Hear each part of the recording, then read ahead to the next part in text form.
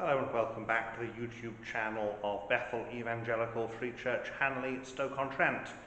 This is another Worcestershire church, and it's important to say Hanley, Stoke-on-Trent here because this is the chapel of ease of St Michael and All Angels, Hanley Childe. That is the smaller of the two Hanleys. The parish church is All Saints in Hanley William. But there were two families in the village, in the parish. There was William at Hanley Court, but then there's also the court here at Hanley Childe, where the Childe family lived. And so they had their own chapel. Now that medieval chapel was completely rebuilt in the Georgian period, and what we have today here is a lovely example of a Georgian chapel. It has been altered, of course it has, but not very much, and it remains one of these buildings, rather like Heightington, which we saw, I saw this morning, but in terms of the videos, this would have been several weeks ago. It has this sort of farmhouse kitchen feel to it, at least in places. So let's have a look around this beautiful example of a Georgian chapel of ease. So as usual, we start at the west end, which here means in the sort of kind of tower. It's like a tower, but more like a porch. Anyway, we'll see what I mean when I get outside. So through the door, which is very much the sort of door you'd find in a farmhouse, quite a thick wall. Certainly there are bits of medieval church incorporated in this, but this is basically a Georgian building. These lovely Georgian seats, Georgian pews, and the font is a Victorian one, and you can see it's on the base of a medieval font. We have a font base, but what we'll put on top is essentially like a little, well, it's one of them. The windows are plate glass, and you've got a light through the churchyard out of this one. And out of here you can see, again, out of the window, and we have a pulpit. This is a nice bit of pine there. Nothing too fancy, but it's a pulpit, that's all you need, just the front. The communion rails are quite posh. I suspect they may have been donated from somewhere else, but they may be original. It may be, as with the panelling behind, which may have come from the court, it may have come from the previous church. Coloured glass, a bit of coloured glass in the window, no stained glass, Victorian type altar table. See, these are Georgian, very similar, of course, to Georgian banisters. And the panelling, as I say, it may very well be that someone was having a clear out at the court and decided to get this old panelling and put it in the church.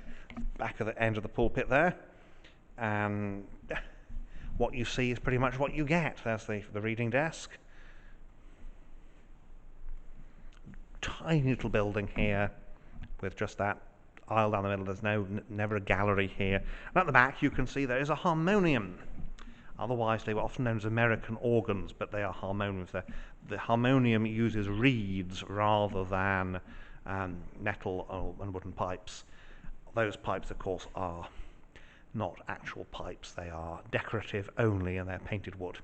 And that is William Bell and Co.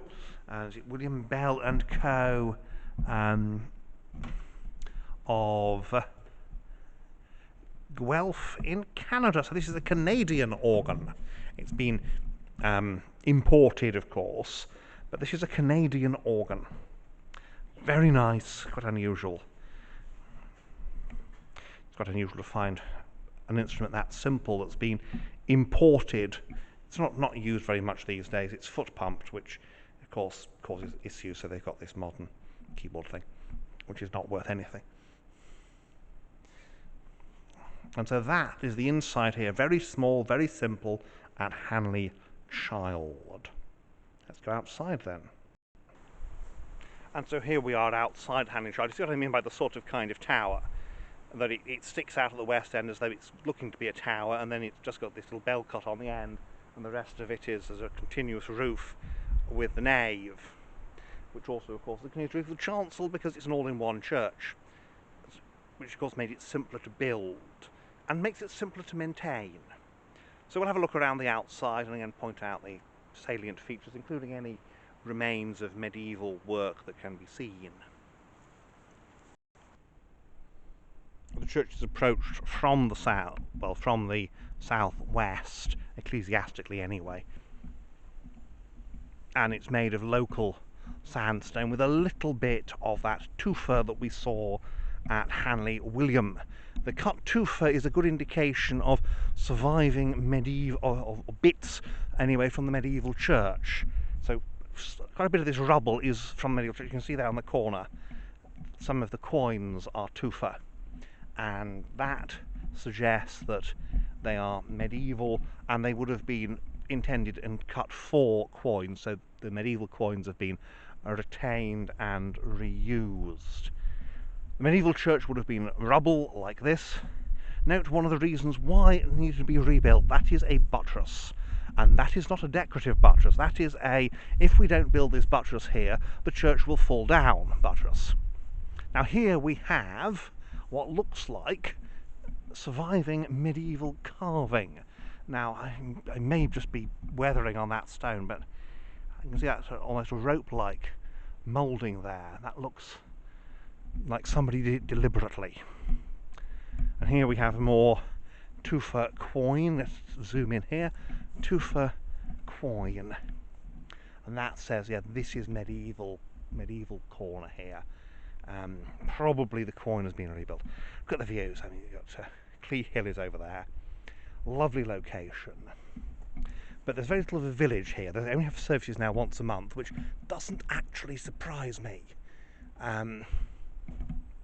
Just owing to the fact that you need a congregation. But it's good they still have services once a month. You can see a bit of brickwork up there.